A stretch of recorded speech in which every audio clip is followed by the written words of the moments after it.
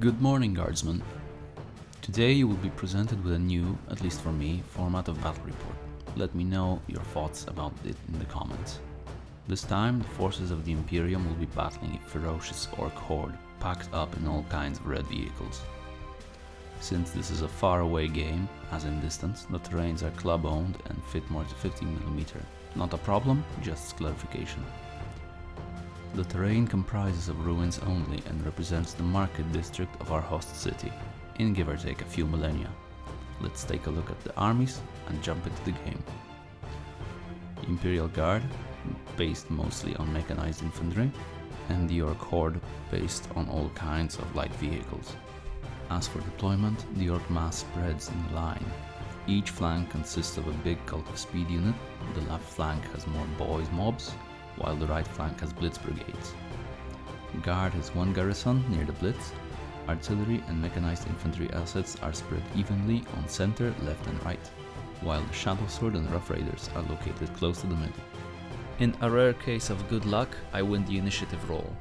My plans are big. Activate the Manticores on sustained fire, blast the damn orcs to oblivion, and retain with a second Manticore unit. The realization, however, is suboptimal at best. I fail to activate even after using my Supreme Commander reroll. Orcs perform a ground attack with the smaller fighter bomber group. My Hydra AA gun takes one out on the approach and the other two miss entirely, putting only a single blast marker on my Manticores. Next, orcs retain and send the Big Booma group. 6 planes swoop in on my Manticores, avoiding fire from 2 Hydra AA guns. They decimate the entire detachment. With 2 of my Manticore units eliminated, I try to activate the third one, but also fail. Using a double action, orcs select one of their mobs and move into the ruins. The first move is just enough to get them in range of the ruins. The second move is a cautious move that allows the vehicles to enter safely. While not a threat at this turn, I still have 2 units of Manticores that are able to decimate orcs in the open ground. That's why they try to catch as much cover as possible.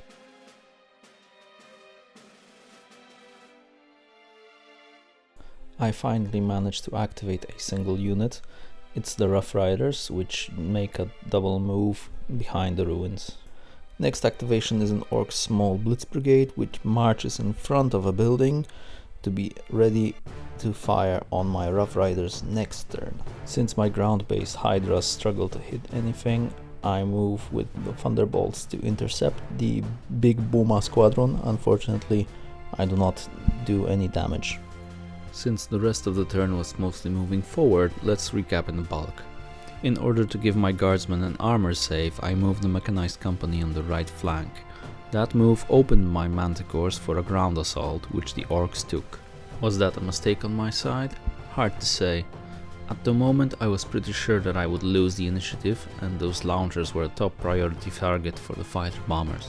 As for the rest of enemy movements, orcs moved forward, jumping in cover where possible. Since the greenskins did not field any war engines, my Shadowsword was limited to evaporating single trucks. Guard forces move into cover to gain those much needed armor saves on the guardsmen. My good luck on initiative rolls continues.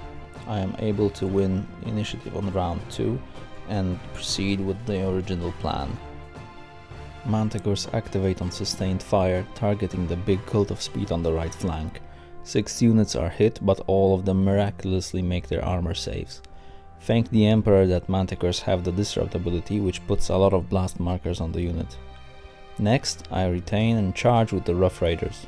The initial charge kills 4 units, the following firefight claims 1 more orc vehicle and 2 raiders. Despite being heavily outnumbered, the Imperials win the assault and break the unit. Orcs do not keep me waiting. First, the bikers move up and fire on my mechanized infantry company. The attack does not do any damage to my unit, but it was not only intended to put a blast marker to negate the effects that I would get without having any of them. Orcs retain and commence the proper assault. A boys mob jumps from their trucks and catches as many of my units in hand-to-hand combat as possible. while Scorchers stay on the back and provide support fire. The assault is quite bloody and lasts for 2 rounds. Despite having lost over half of the vehicles and a few infantry stands, the guard is victorious. The attacking mob is eliminated, but my formation gains a lot of blast markers. My next activation is the exact unit that was just assaulted. They commence a martial action to drop some blast markers and shoot at the nearby bikers. As usual, not doing any damage. Guard tries to activate one of its mechanized infantry, but fails. Orc fighter bombers break the Manticores. The Thunderbolts pick a single Scorcher out. Mob moves into the ruins. Regimental HQ doubles and fires at the mob, picking a few vehicles. Scorcher mob doubles up and covers the Imperial Infantry company in flames. Orcs are at the Imperial doorstep. The situation is looking grim for the Emperor's finest. As a red tsunami is getting closer and closer, artillery support is gone and fighter bombers dominate the sky. Orcs win the initiative. Scorchers assault the infantry and kill 7 stands. The Imperials flee in panic as their positions are taken over. Orcs retain and assault the Shadowsword. Putting him so close to the green tide was a planned action. He was supposed to stop the assault for a turn, and stop the assault he did. He died fighting like a proud warrior of the Emperor, taking a few trucks with him. One of the knob's power claws makes the engine go critical. The tank explodes in a huge fireball which burns the 2 knobs' stands to a crisp. Since I need a miracle to hold my right flank, I send in the Rough Raiders on a suicidal charge into the cult of speed they scattered last turn. The Raiders are wiped out, but the amount of losses they inflicted once again breaks the cult unit. Mechanized infantry makes the march action and captures the enemy blitz objective. Despite heading way south, the battle is not lost yet.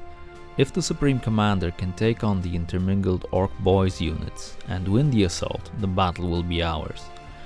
Dice are thrown and the attack commences. Imperials stay just within the assault range and push their vehicles forward, since they are the only things that have any kind of armor. The odds are in my favor. I had an initial +2 advantage to the assault resolution. There was no stopping me now. And then I rolled a 1 and my opponent rolled a 5. The assault was lost, and with it, the game. Regimental HQ was broken and had to withdraw from combat. Orcs formed a conga line to occupy 2 objectives, a tactic which, although very useful, I personally do not like, which does not stop me from using it myself from time to time.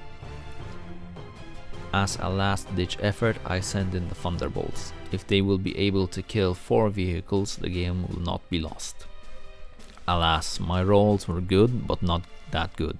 3 vehicles perish, but the 4th one is enough to capture the objective. We knew that we only had time for 3 rounds, so the game ends with a greenskin victory. Orcs have the capture the enemy blitz and the take and hold objectives, while the guard has the enemy blitz. A very intense game, which I hope to repeat sometime in the future. As always, if you liked the video, drop me a comment, like, share and subscribe. Thanks for watching.